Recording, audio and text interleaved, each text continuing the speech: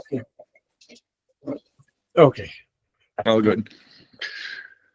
Nadav, thank you very much for joining me, and I will ask you to introduce yourself. Hello, my name is Nadav Weiman, 39 years old, born and raised here in Tel Aviv, Israel. And I'm the executive director of Breaking the Silence. We're an organization of ex-soldiers that served in the West Bank and the Gaza Strip. And we have one thing in common: we're against the Israeli military occupation. We collect testimonies from soldiers that served over there, that stood in checkpoint, that raided homes, that fought in Gaza, that arrested kids. And using those testimonies, we built a tour in Hebron and the South Hebron Hills area in the West Bank, but also we do lectures and panels and debates and everything you can think of spreading the information out of the OPT into the world. We operate mainly in Israel, but also abroad in Hebrew and in English. You come yourself from not only a military career, I suppose, but you also come from a military family with deep roots in the Israeli army, right? Yeah, my grandfather was a major in the British Army during the Second World War. He fought in Egypt and in Italy. And then he was a general in the IDF in 1948 and a general in 1967 after we conquered the West Bank. He was the first military governor of the city of Bethlehem. And my father was a deputy battalion commander in the paratroopers. My two older brothers served in the special forces, and all of my cousins served in the special forces as well. So in 2005, when I joined the IDF, I joined the special forces like the rest of my family. Maybe we will get to that, but a lot of I guess like everybody else, I imagine that you might have, especially under current circumstances, in a bit of pushback from family and from your immediate environment. Is this?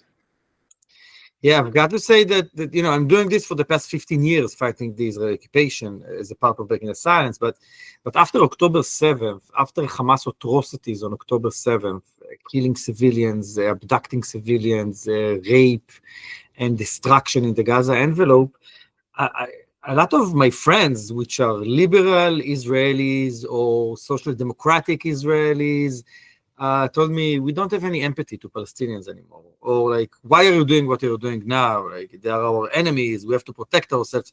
All kinds of slogans, which I really understand because it was really frightening what happened on October 7th and after October 7th.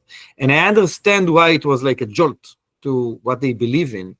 And I've got to say that the majority of the people around me came back to their liberal views after the shock of October 7th. You are... like me, you're a father, and I know this not because I'd been stalking you, but because we communicate on messaging channels, and of course, all of us of a certain age start showing pictures of our children. At some point, you start showing pictures of your grandchildren, but I guess we're not there yet. Has that have an impact in how you see Gaza? Of course. I've got to say, first and foremost, I see Gaza, or I see reality also through the eyes of my daughter. My daughter, she's 9 years old, and she has a father that is a political activist all of her life. And she hears a lot of things back home, and she asks a lot of questions. And when you have to dumb it down a little bit and explain to kids why we have missiles from Gaza, what's going on from over there,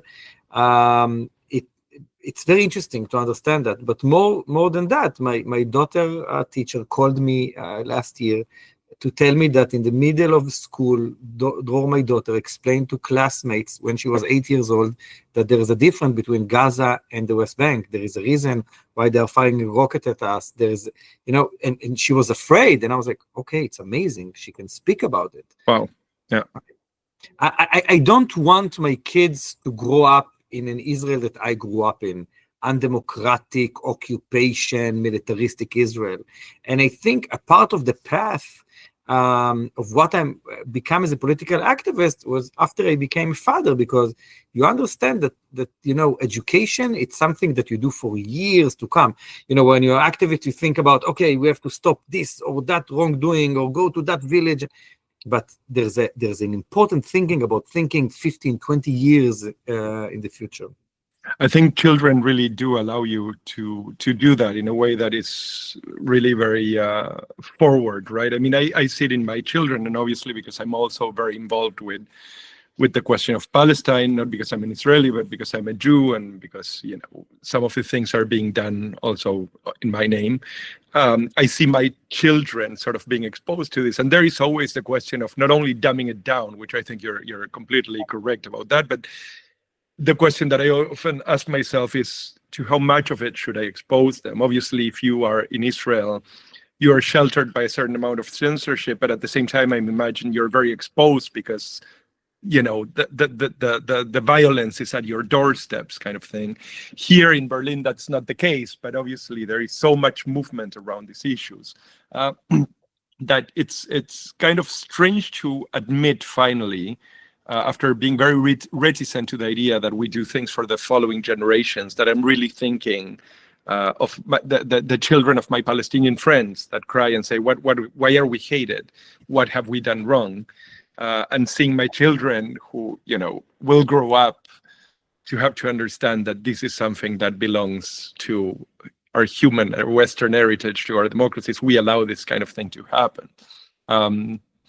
In any case, I want to focus a bit on what is really your work. And there are probably a lot of parts, but I would like to talk a bit about Gaza, and I would like to talk a bit about the West Bank in a few minutes. So let's start with Gaza, because that is what is right now in front of us. So the first, let me just start with your statements and the breaking the silence work on human shields, which is one of the most recent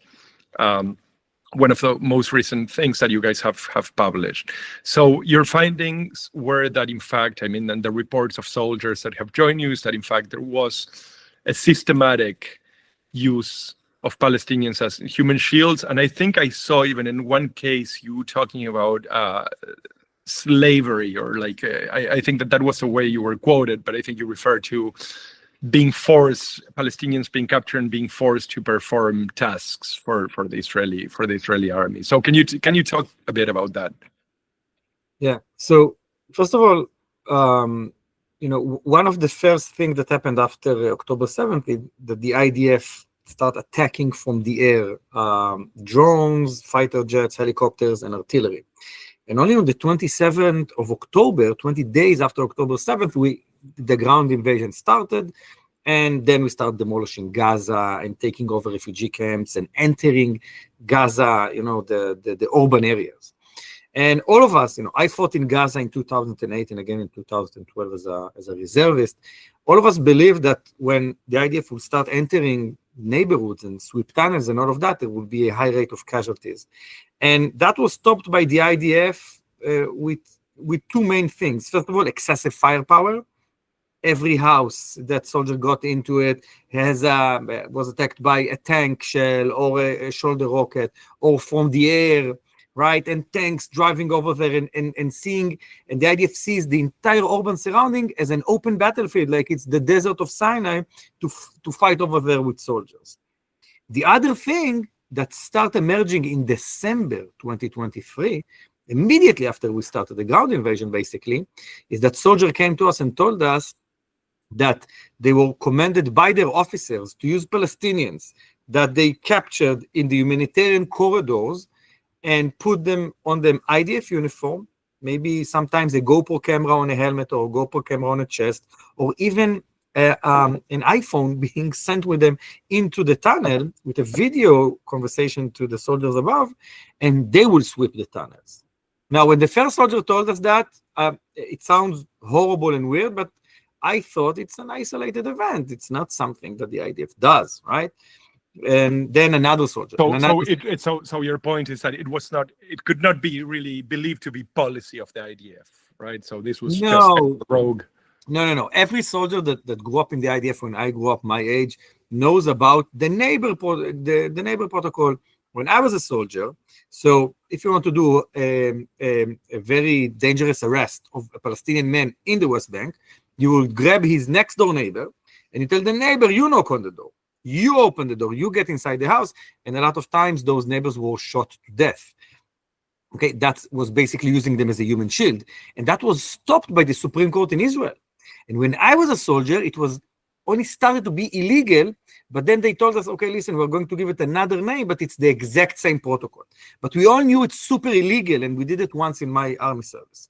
So soldier giving us testimonies about that now, we said, no, it's impossible. The IDF won't do it. But again, different soldier, different unit, different areas in the Gaza Strip, we understood it's something systematic. And it has a code name, and it has laws, and it has how you need to behave with them. And the thing that you referred about the Palestinians being slavery and all of that. So think, when you send them to sweep a tunnel or a house, that's, 15, 20 minutes, couple of houses, okay, but then the day ends, you go as a soldier, you will sleep in a Palestinian home inside Gaza. So the mosquito, that's the code name in the IDF, would come with you to the house. And is blindfolded and cuffed inside the house. So in some cases, soldiers told us that those mosquitoes were used to clean the house and do all kinds of things like that. In other cases, soldiers told us that they were just left aside and somebody came and gave them some water every couple of hours, right? But basically, you have human beings that are with you inside the house and are being used during the day as a tool to sweep houses, but the rest of the time they live with you inside the house in Gaza. Think about that situation as a human being, seeing that, experiencing that. It's a crazy situation. There is cohabitation with your hostage, right? I mean, you're keeping a hostage, which you're naming a mosquito, and you're cohabiting with him as long as you need him. I wanted to ask you about another issue that has emerged really quite early, which is the question of sharpshooting and sniping children, which was something that was first reported quite marginally by American doctors returning to the US. Then there was a big breaking news, which was this Jewish doctor, Perlmutter. And then the New York Times piece came out, and there were I think something like 30 doctors reporting. The numbers that we were looking at about 2 weeks ago was that 80% of doctors that had volunteered in Gaza had treated children with single bullet wounds to the head or to the torso. Yeah. Now, I've got to say that, first of all, I was a member of a snipers team in the Special Forces, and I was a spotter. And as a spotter, what you do all of your army service is to find targets to shoot at, right? So my job was to identify if that's the individual that we're looking for, if he's armed, and then give guidance to the snipers and count 3, 2, 1, fire. That was my job. Okay, so my entire army service, I looked at people through thermal cameras or electric or optical cameras during the day, and I looked at their behavior and what they are carrying, and you need to decipher if that's somebody that is trying to hide something when he's walking like that, or is just, I don't know, has a limp, I don't know, right? And the thing is, it's quite obvious, even if you look from 600, 700 meters, that you're looking at a kid or a teenager. Because, again, as a father, you know that kids move differently, right? They're like clumsy, and their head moves a lot more than adults, right? And their hands moves a lot more, and they run a lot more. They don't walk, right? We walk, they run. And that's one thing. And the other thing is that the size of the body and what I'm trying to say, that if you're looking for a couple of minutes at a street, at an alley, something, you can see if it's a kid or if it's not a kid, right? Even from long distance. Now, I've got to say that in Breaking the Silence, we didn't got any testimony from any soldier talking about a command to shoot at kids, or really to find kids to shoot at them. But I can tell you from the testimonies that soldiers gave us about Gaza now, it's quite obvious that the situation in Gaza, it's crazy. Because first of all, there's a lot of rubble. You're moving and fighting within rubble, within a broken city, a demolished street, alleys that don't exist anymore. So when you see targets, when you see human beings, you see it for a very few seconds, moving between houses or far from you. That's one thing. And the other thing is that the soldiers were ordered, the rules of engagement that they got in neighborhoods that we threw leaflets or sent text messages to Gazans leave because we are entering. The rules of engagement was every man, military age, shoot to kill. Okay, every man, military age, shoot to kill. First of all, what's military age? 16, 17, 18, 75, 85? And why every man, military age, shoot to kill? Rules of engagement are built on an idea that you squeeze the trigger only as the last result, right? And over here, soldiers are being told, don't think, shoot. Why? To defend our soldiers, it's very coherent with the IDF doctrine that is called zero casualties to our soldiers. We don't want our soldiers to die. I don't want our soldiers to die. But the thing is, that doctrine is putting all of the dangerous part in fighting on the civilians of the other side, right? Not on our soldiers. And I've got to say, it's very easy when you're sent to Gaza and they tell you, don't think, just shoot. Because it's very hard to understand who's a militant, who's not a militant, who's a kid, right? So in that surrounding, when soldiers are giving order to shoot at everyone you see, and you're moving between house to house, between an alley to an alley, and then they give you a line in the sand that doesn't exist in reality, right? And they tell you everybody that goes through that line, shoot him. So you just sit around, you're waiting, somebody move, you shoot. And again, we don't have any testimonies in Breaking the Silence about soldiers that were ordered specifically to shoot at kids, but I saw the material. I read all of those articles. By the way, in London, I met one of those doctors, one of those surgeons that told me about what he saw with his eyes, right? While performing surgery over and over again the same day on kids that were killed from one single bullet to the torso, many torso, less head, but still, right? So it's a reality that we cannot say didn't exist, but what we understand at the moment is that there isn't any specific order to shoot at kids. What is your interpretation of the load of cases? I mean, you met with the doctor. You have seen the articles as well. So, is this come down to viciousness? Comes this down to the fact that people are allowed to do this? Is there a free hand? I mean, because this would also mean a certain lack of discipline in the line of command.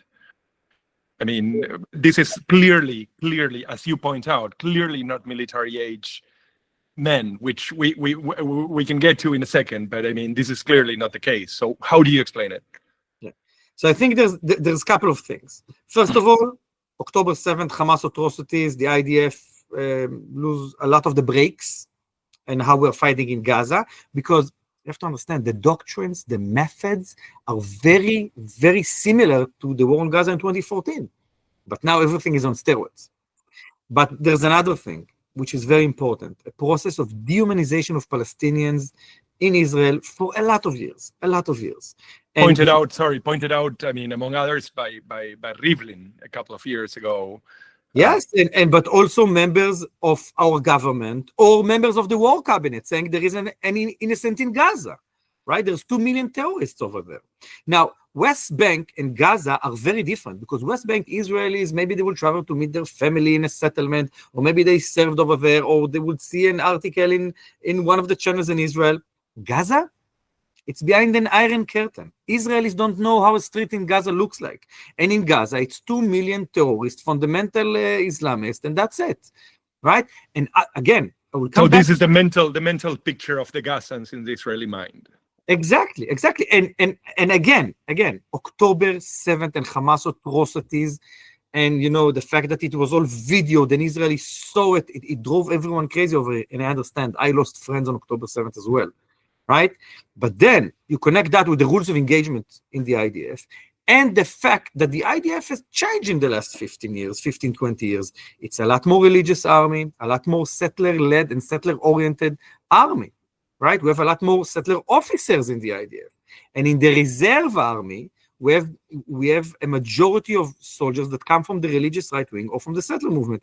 You can see in the names of casualties of IDF soldiers that died and were wounded while fighting in Gaza in the last 20 months.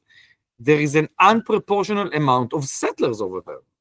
And I understand it's very coherent with how they see being a citizen in Israel or taking over the different infrastructure, government infrastructure in Israel for their political views, annexation, Israel stop being a democracy, and all of that. And again, I can see it from the unit where I served in, which was an ultra-secular unit, but all of our officers almost were settlers. Let me touch once more on the question of the rules of engagement around this idea that anybody of military age, any male of military age, was a viable target. It goes quite some way to explain the targeting of journalists, for instance, and probably the targeting of people that are, basically performing all sorts of different tasks. But there has also been a fairly large amount of first responders, physicians, unrelated people, well, in principle, unrelated to any kind of armed struggle. Is this policy, you think, or is this simply quite literally every male of fighting age is a legitimate target? I don't think it's a policy, but I can tell you that we always ask our testifiers what was the rules of engagement. And after they told us, we noticed that there's something missing. In the rules of engagement that the soldier told us that they got in Gaza, there wasn't anything about what happened when you see a medic, what happened when you see a journalist, and what happened when you see one of our hostages running, right? And January 2024, we had 3 hostages managed to escape their captives, Alon, Samer, and Yotam, and 3 of them were shot to death by IDF soldiers in a very long incident, I can say, or 2 different incidents. They did everything I would do. The 3 of them walked without their shirts, with a white flag in the afternoon in the middle of the street, right? Shouting in Hebrew. Yeah, and the one that was leading that, I'm sure was Alon, because he was a member of the special forces in a unit that fights in tunnels in Gaza. He fought in Gaza in 2014, right? And Samer, because he was a Bedouin Israeli, he was the last one. And Yotam was the first one because he has red head and his pale skin and tattoos, right? They did everything that I would do, and they were shot. They were shot because they were, I'm guessing, 3 military age men walking in the street. Doesn't matter that they have a white flag with them, right? And that shows you that the infrastructure that soldiers are walking in it aims at shooting all the time at everyone. Again, we won't be affected, right? 0 casualties to our soldiers. We're very, very safe. Everybody is an enemy, and that's it. Would you imagine that the person that was behind that scope did not recognize them as Israelis, or is your sense that they were recognized, but it was the price to pay for? No, I don't think he recognized they are Israelis. He shot like he was expected to. He shot very quickly. He shot from he was in the 2nd or 3rd story of the house, and he shot with a Trigicon, I mean a telescope aim, to a 45 degrees angle. It's the easiest shot in the world. And I've got to say that I want to find that soldier and hug him, because I don't know if he has a life. He needs to live with what he did to the rest of his days.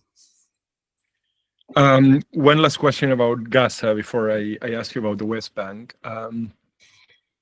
So we've been seeing consistently from the very beginning reports on what can best be described as sort of a dystopian battlefield situation, drones flying around, AI targeting, by some accounts, black box targeting. So, I mean, with no human intervention. And even the footage is quite frightening. I mean, because you do hear almost constantly in any video from Gaza, you will hear the droning, the sound of the drone, like sort of constantly sitting around like mosquitoes, which I can hardly imagine being a parent in Gaza or surviving. I mean, having people to take care of and seeing this constant threat there. Is there really a sense of acceptance, even among the military that you talk to, that the war is now to be carried on in this sort of technological, almost video game-like fashion? Yeah, now, I've got to say that along the years, in the 58 years of occupation that we have over the Palestinian territories, the IDF becomes more and more efficient in being an occupying army. And technologies is something that we see all of the time.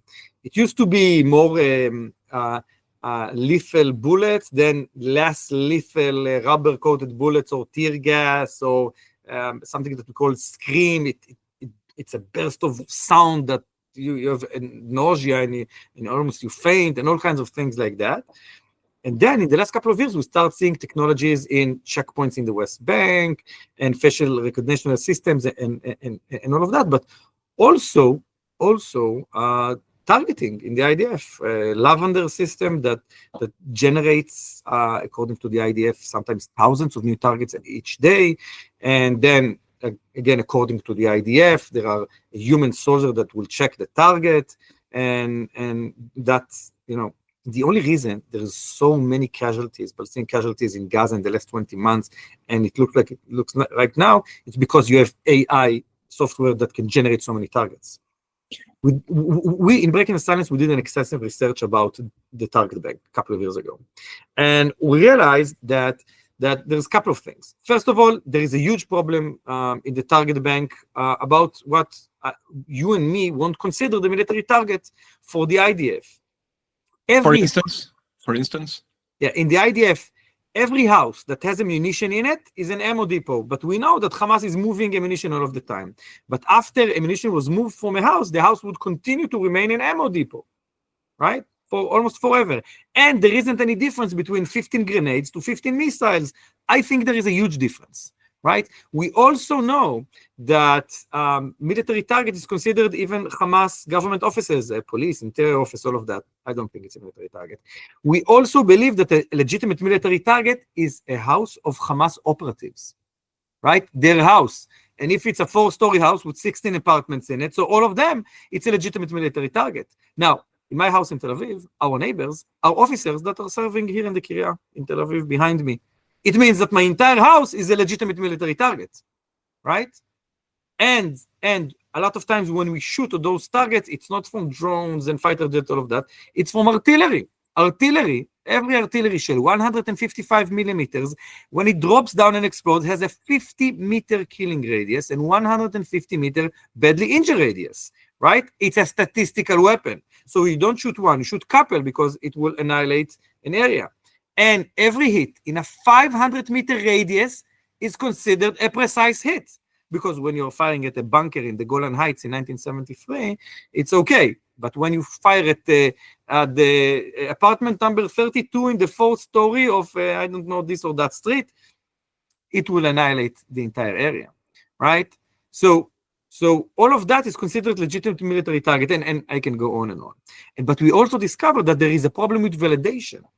That there were a couple of incidents that happened in previous operation in Gaza that were attacked targets, and it wasn't a facility of the Jihadi Islam, it was a family of 8 persons that blew up while they were sleeping, right? Because you need to validate. Why? Because in those teams that create new targets all of the time between the wars, so a lot of times they are led by Air Force pilots between positions, and they want to show their superior officers that they generate a lot of targets. And sometimes there was even competition. If you generate the most amount of targets this week, you will get 1 day more off at home. You go home at Wednesday, not Thursday morning, right? And that's an incentive to not be so feral, right? And that's before October 7th. That's before the war. During the war, we generate more targets all of the time. And and sometimes it could be guilt by affiliation. Couple of Hamasniks stood next to a house, smoked a cigarette, went inside. The house isn't criminalized. It's a target. It's a legitimate target now. right? So that's one thing. The other thing is that soldiers on the ground, they see a silhouette moves in a window in front of them. They call the attack cell of their unit. Attack cell, it's a room with lots of TV screens, and guy from the Air Force, guy from the intelligence, guy from artillery, guy from the Shin Bet, from the Secret Service, somebody that is connected to the target bank, and they have direct connection with the drones, fighter jets, and all of that. So soldier can call an airstrike within minutes. Minutes. It never happened in the history of the IDF, right? So the IDF becomes a very lethal army, but the process to check the targets, all of that, comes down, down, and down, and down. And that would bring us to a situation that at the moment we have more than 50,000 Palestinian and confirmed casualties. Let's wait and see what happens after this war is over and we count everyone. So that is actually exactly where I wanted to go, and I wanted to ask you. So I'm working out a comparative study with at 70% destruction rate and above in war zones. And there are very few examples of that, actually. I mean, we have Grozny in the Second Chechen War, which had about almost 95% of destruction of the city plan. And we have, funny enough, I mean, Leningrad during Second World War. And, one could make all sorts of cases for the distance in time and the distance in basically technology. But the carpet bombing element, the 2,000-pound bomb, the sort of unprecise targeting seems to actually reproduce in pattern, at least in the numbers. And what to me was striking about the number of deaths, which actually in both cases also include a siege, which is defined by lack of food, but also lack or strangling of medical services. Is that in both of those cases, there is somewhere floating around 20% of death rate, which is a massive number. I mean, in Gaza, that would mean essentially 400,000 people. What is your estimation, if you dare to do something like that, of what we are going to see on the other side? Yeah, so I've got to say I don't have an estimate. I'm very good in an analyzation of occupation and how we fight, and not in statistics. But I can tell you something important about that. What we see in Gaza, it's not a glitch. It's not a mistake. It's a goal, right? The Dahiya doctrine, the most important doctrine that is leading the IDF in how we're fighting in South Lebanon and Gaza. Dahiya, it's called after the name of the Shia neighborhood in Beirut, the Dahiya neighborhood, where a lot of Hezbollah offices were located in 2006, the Second Lebanese War, that we annihilated from the air during the Second Lebanese War. And why is that? Because the Dahiya doctrine believes that because we are fighting a non-state actor, Hezbollah in the north, Hamas in the south, in an asymmetrical war, we are a Western army, and they are a terror organization or a terror army, right, Hezbollah. We won't have the old traditional winning of IDF soldier planting an Israeli flag on a base and killing the enemies of the soldier, or of the soldiers of the enemy. What we can do is make the rounds of fighting as farther as we can from one another, because it's indefinite fighting. You know the book 1984, War is Peace? So that's the Dahiya doctrine. And how we make the rounds of fighting as farther as we can from one another, we create unproportional damage to civilian infrastructure, roads, tunnel, bridges, government offices, water facilities, all kinds of things like that. Why? So the villagers in South Lebanon will tell Hezbollah, we don't want you over here. You bring destruction, right? Or people in Gaza will tell Hamas, you bring only destruction. And that Hamas would need to rebuild Gaza and not buying new missiles to attack us. Now, that method didn't really work in South Lebanon in 2006 or in Gaza in 2007 to 2014, but that's the doctrine. And if you understand that doctrine, you understand that destruction is not a means to an end. Destruction is the goal. We want destruction, right? So it's not something that happens because we want to punish. No. It's because we believe that we need destruction. Look at Rafah. Look at how Rafah is looking. Rafah, if you look at aerial photos at the moment, it's gray because it's all rubble, right? We're systematically demolishing it. So at the beginning of this war, we attacked a lot from the air, but now we have bulldozers on the ground that basically they chew down the entire Gaza Strip, right? So the number of casualties, we don't know. right? But I'm sure it will go up and up and up and up and up and up when this war is over, and especially when international organization and international media can step inside the Gaza Strip. But what I can tell you for sure, it's not a mistake. The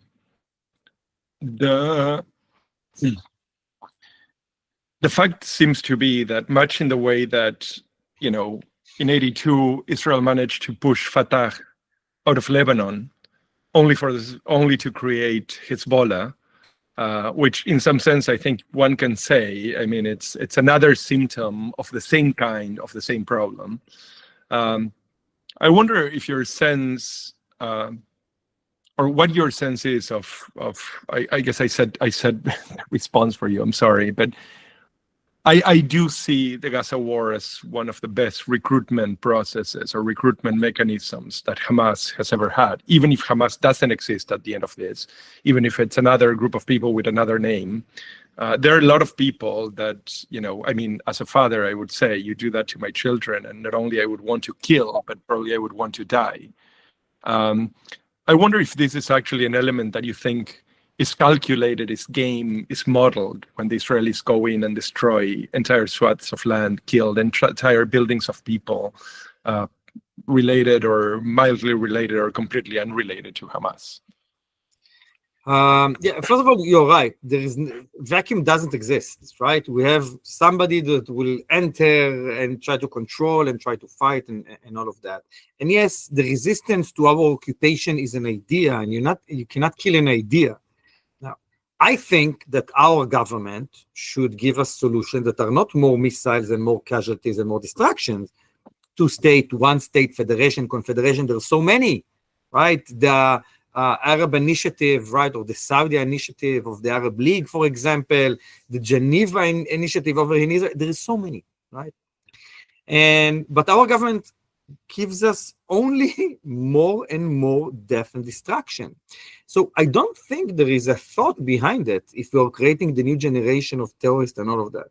And let me give you an example from my personal experience. When I raided homes in the West Bank, when I was a soldier, 2007, 8, and to grab someone, to arrest someone, or to use the home as a sniping post, because we were a sniping team, and that porch looked really best for us. So you put the entire family in a room, you shut them up, and you use their house as a sniping post in the middle of the night. You can feel how you create the new generation of human beings that just hate us because, I don't know, because we were Jewish, because we're Israelis, because we're an occupying soldier, doesn't matter, but they hate us, right? Well, because you're also occupying. I mean, as Shaul put it when he was in Berlin. I mean, the founder of Breaking the Silence, he said, "Well, my job used to be, or I thought my job was going to be, to defend Israel, and it turns out that I was just there to make children pee in their pants in the middle of the night." And as a father, I think that you terrorize my children that way, you'll be my enemy for a lifetime. I mean, that's a matter if you're Jewish, white, black, or Exactly. And that's something, that you feel the minute you cross the green line. When I crossed the green line for the first time in my life with, full body armor and weapon and helmet and all of that. And then suddenly millions of people, they look at you with a mixture of fear and hate in their eyes. And it's a weird feeling to walk around like that everybody hates you and everybody is really afraid of you. And it could lead you to be, like an ego trip that I can do whatever I want, which happens a lot, also inside Gaza, right? Or it can lead you to understanding that, whoa, if we want to live together, because we will always be neighbors, us and the Palestinians, right? So we need a different route than what we're doing right now. So obviously, if you're a human being and you have two eyes and a heart, you understand that occupation is not the way, or what we're doing in Gaza, it's not the way. Right? But if you have, like our government, messianic point of view that they want to transfer, right, throw away all of the Gazans from Gaza, the same thing that happened to my grandfather in Poland, they want to do. Yesterday, 2 days ago, our defense minister, Israel Katz, said we are building, quote unquote, a humanitarian city in Rafah where Palestinians would enter and they could not leave. Right? And for me, it sounds horrible, because I'm a Jewish man and I know my history. Right? But for them, it's just another day at the office because that's their plan. They don't want to see Palestinians from the river to the sea. Let's move for the time we have left to the question of the West Bank. So obviously it has faded a bit from view because, people are understandably paying much more attention to Gaza, but there has been, I think, pretty much thoroughgoing and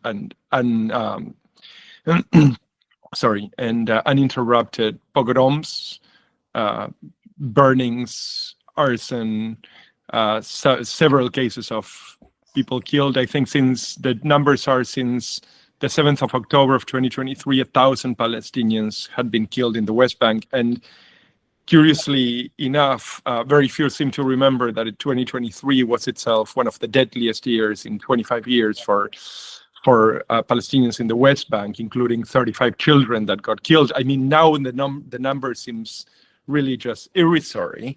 But the situation there seems to continue to deteriorate. There are now new approvals for settlements.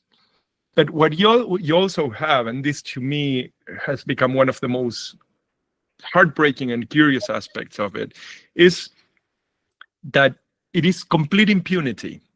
You see an attitude of complete impunity, and it is really the symbiosis of settlers being backed up by soldiers. So I've got something about the impunity. It's something that you understand very quickly as a soldier in the IDF, that nothing would happen to you if you do something bad. First of all, you look left and right, and you see if soldiers really did something bad, if a civilian died under your watch. So the investigation would, most of the time, would drag for years. And then you finish your army service, and then you become a civilian.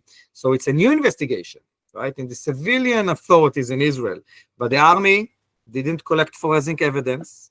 The army didn't interview, didn't took testimonies. So it's very hard, 4 years later, to go back to the scene and to find something.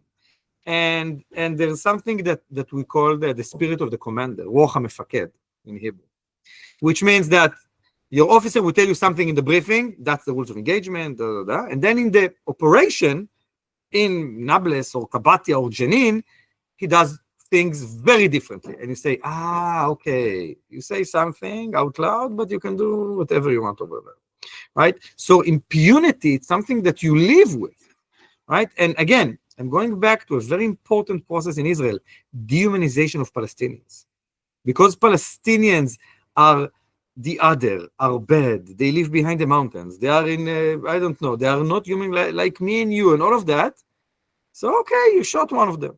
They are all against us. They want to push us to the sea. They're anti-Semites, all of the things that the right wing is saying about them, right? And you see more and more of that since we have Benjamin Netanyahu, with his trial on him, and his alliance with the extreme right wing, that he will give them everything to keep his coalition.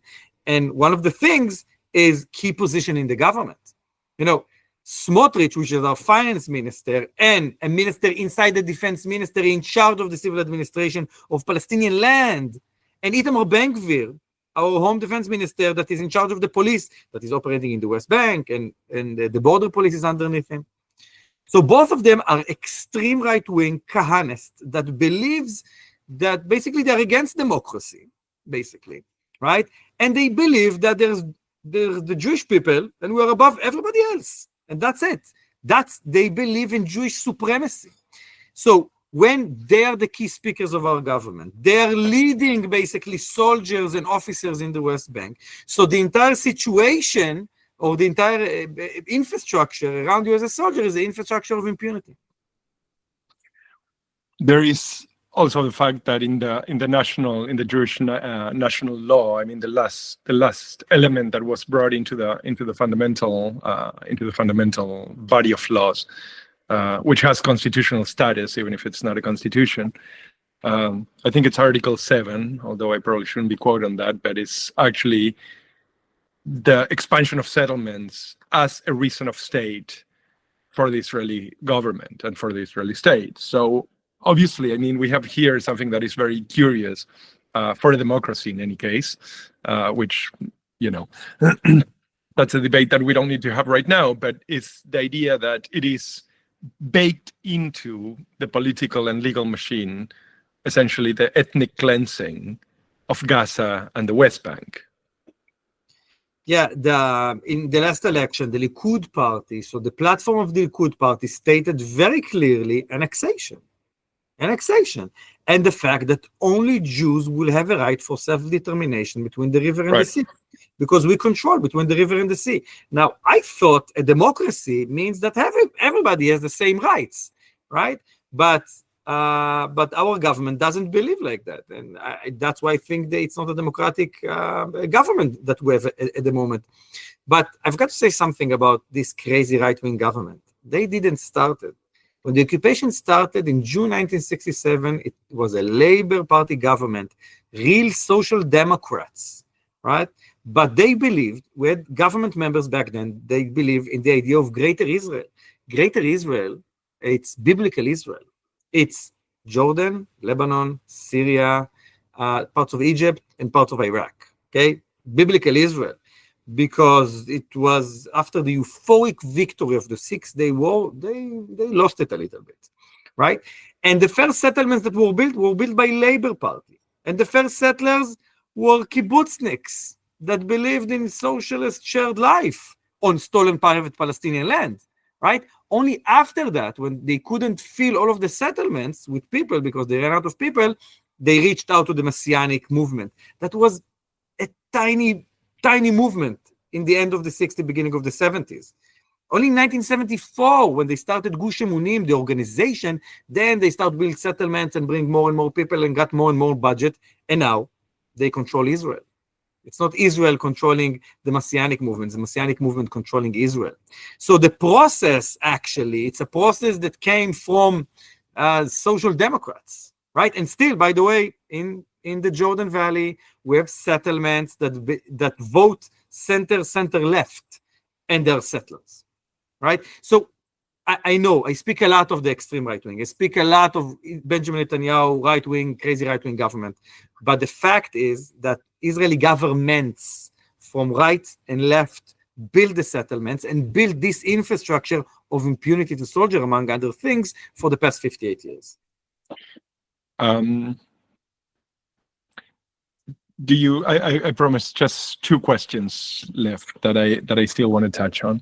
The first one is on Masafar Yatta, the settlement or the village of which has now become very famous because of the movie No Other Land, and it has become sort of a prime target. A prime target almost at times I feel that is a direct challenge to, say, public opinion around the world. It's like, well, this thing that you've seen on your screens that won an Oscar, let us show you that just like, 10 people here with the backing of our Minister of Finances and the Minister of Internal Security are enough to basically tell everybody around the world to can it, to put it in the most elegant of ways.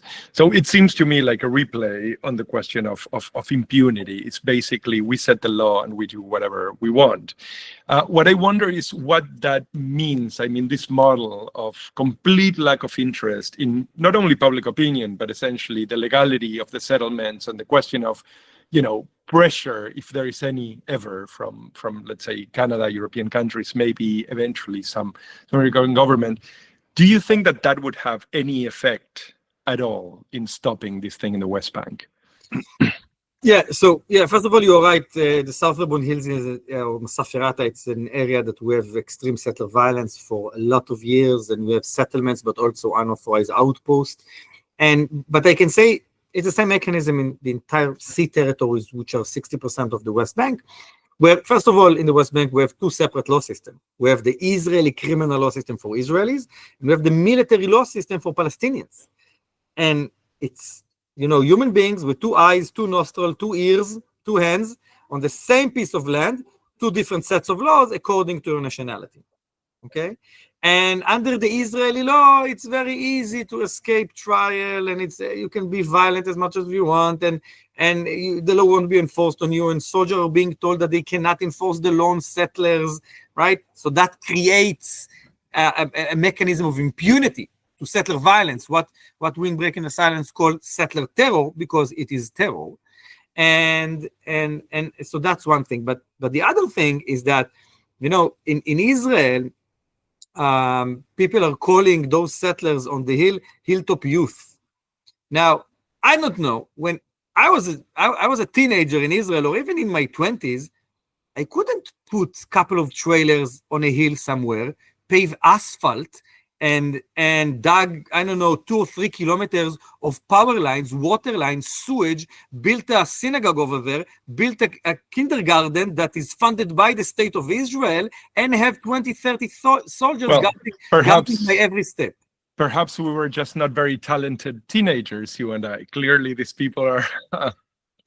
Yeah. So what I'm trying to say, it's easy for everyone to look the other way and say, no, it's isolated group, it's a rotten apple. No. It's the infrastructure of the settler movement that supports that. It's the state of Israel that is supporting a criminal enterprise from the beginning of the 90s. The unauthorized outposts were built as a retaliation to the Oslo Accords by the settler movement, right? So it's a criminal enterprise run by the state of Israel, right? So we can call them hilltop youth. Now the settler movement are calling them the young families of the hills and all kinds of names like that. That's whitewashing what's happening over there.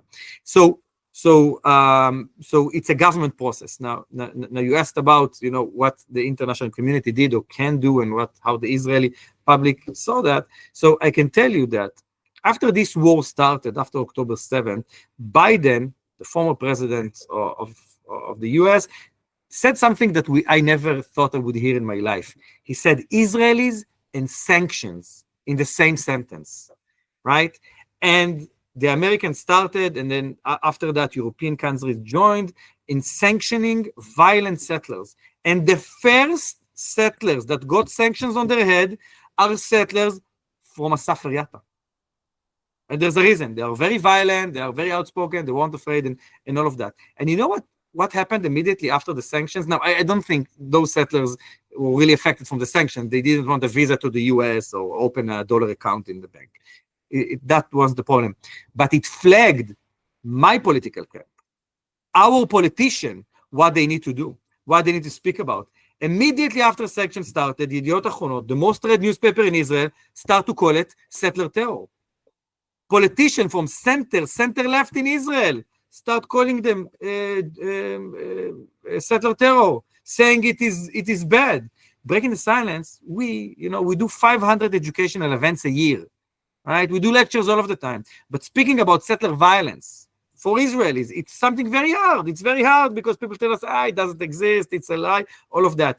Biden said sanctions and settlers in the same sentence, and Israel is in the same sentence. Suddenly everybody wants us to come and speak with them about settler violence, to hear what soldiers are being ordered to do with that, to understand what's going on over there, right? So there's a reason when you flag a political camp, right? Because we want the change to come from within, and that's what I want as well, that the change would come first and foremost from the Israeli society. And those sanctions helped us to break the barrier between Israelis and the West Bank, right? So it was very good at the time. Yes, it was stopped by Trump and all of that. Yes, but still, it's something that you cannot turn around. Israelis understand that settler violence is a problem. Nadav, this will be my last question. And what I would like you to tell me is a bit of where do you think this will go? How do you think this will end? Just not perhaps the entire history of the Middle East, but Gaza and its overflow into Lebanon and so on. And what will happen to the Palestinians that probably both you and I know, and what will happen to the Israelis that you and I want, that want sort of, a secular democracy where they can raise their children with their Palestinian friends without fear. Yeah. So first of all, we cannot look the other way and say, because something happened in what in Israel called the 12-day war with Iran. We bombed Iran and they fired from time to time on us. The Shia axis over here, Hezbollah and Hamas and Assad regime crumbling down, and Iranian missiles are not that afraid. We're not that afraid of them anymore, and we cannot the Middle East is changing rapidly, and there are tectonic changes. So For that, it's very hard to understand what's going to happen.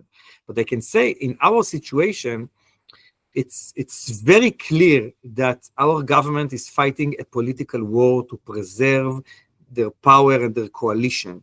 Our government doesn't care about our hostages. That I think it's the number one task of the Israeli government to release our hostages. In November 2023, breaking the silence, we called for a ceasefire, a hostage deal, and entering humanitarian aid into Gaza. And we're doing that ever since. Because we believe that both people, Palestinians and Israelis, should live a life, a just life, a peaceful life, and with the right of self-determination. Between the river to the sea, there are two people, and both of them needs to live like that. Now, I think more and more Israelis now understand that Benjamin Netanyahu doesn't care about living Israelis. Maybe he cares about death and destruction, and also his right-wing government. And there is something that we cannot take away. It's what is happening to the Israeli society for the past 20 months. A lot more militarized society, a lot more violence, a lot more polarization between right wing and left wing in Israel. And I think that if we'll have elections soon, because Bibi wants the election, I think it could be crucial elections between, let's say, the liberal democratic camp in Israel and Israelis that don't believe in democracy. So Martin, ask me again the same question in 2-3 months when we'll have election, hopefully, and I can give you a straight answer. But obviously, we're going to have tectonic changes in our region. What do you think will happen to Palestinians? If it goes like it goes right now, so maybe we will have a transfer or an ethnic cleansing in Gaza and in some parts of the West Bank, because this government is unstoppable. And unfortunately, we don't have the American administration to stop us. And the EU is too weak because of the Czech Republic and Hungary. And unfortunately, we don't have enough leaders with an ideological backbone in my political camp that can take the energy of the protest in Israel and to turn it into political power.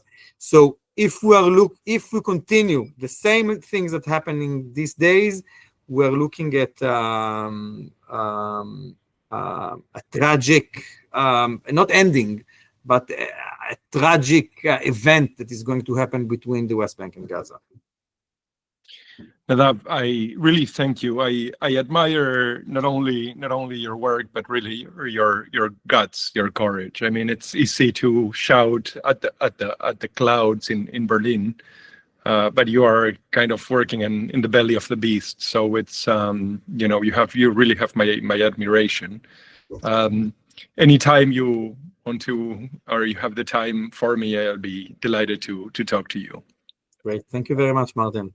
You too. Have a good afternoon. Bye-bye. Bye.